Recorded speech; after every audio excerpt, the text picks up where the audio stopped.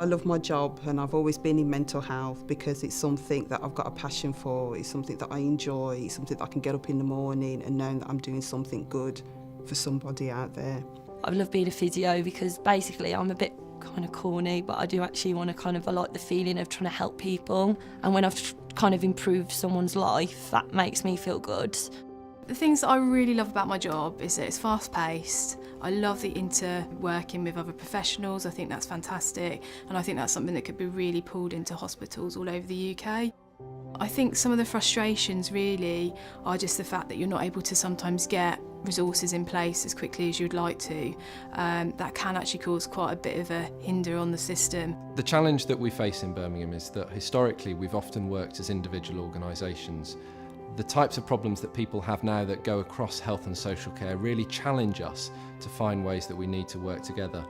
We've got examples, unfortunately, of where that doesn't work at the moment, where people really do struggle to move between organisations, and we need to move on to solving those problems and moving forwards with that. We know that we've got major challenges in actually making sure that people are able to access the services that they need across both health and social care, and that there are challenges in making sure that health and social care work together. When we think about how we work with social services at a system level, the two organisations don't seem to always work together very well. As individuals, I have a very good working relationship with the social workers who do an excellent and difficult job,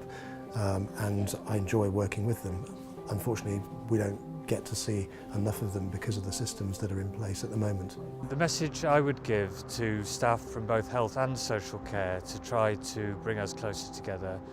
is take every opportunity you can get to get face to face with each other,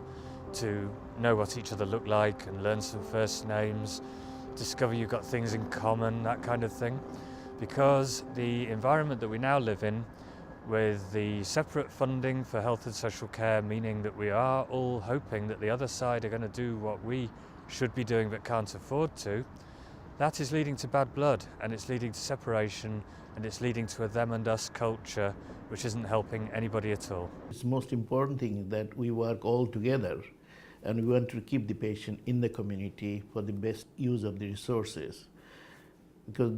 otherwise it will be duplicating if we do not talk to each other. We think we can do a better job of using the resources across the NHS and social care, and also resources generally in the community with third sector organisations, voluntary and community organisations, that we can do a better job of working together on that for the greater aim of improving people's care and support in their own home.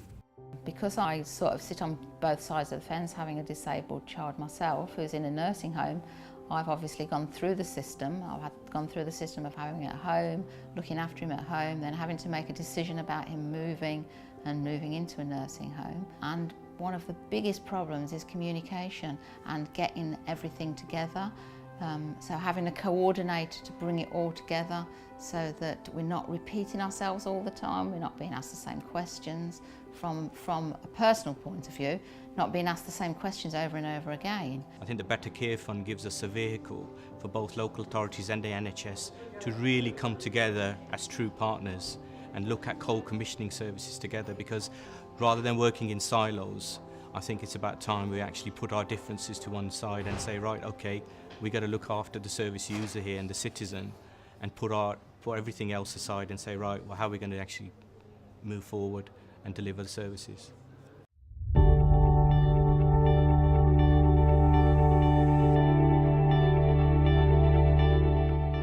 We have 4 priorities, which are really the 4 areas where we think joining health and social care services will deliver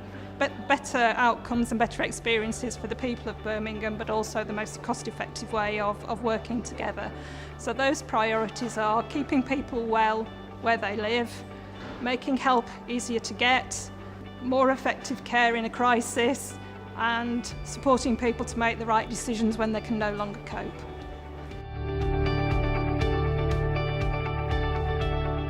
Some of the key benefits of working together in collaboration are that we begin to really share information, really share our vision, the things that we really want to achieve for people, it seems to me that we all want to achieve pretty much the same things, that we just go about it in our own different ways. And I think working together for us enables us to sit down in a room and really understand what those core principles about what we want to achieve are, and that we can work together to seriously achieve those, and get away from this silo working where we all do things very differently but always wanting to do the same kind of things in the end. I could be flippant and say everybody is responsible for delivering Birmingham Better Care. It is a partnership. We do have 10 partners, and if even one of them doesn't deliver what we've discussed and agreed to try and deliver, then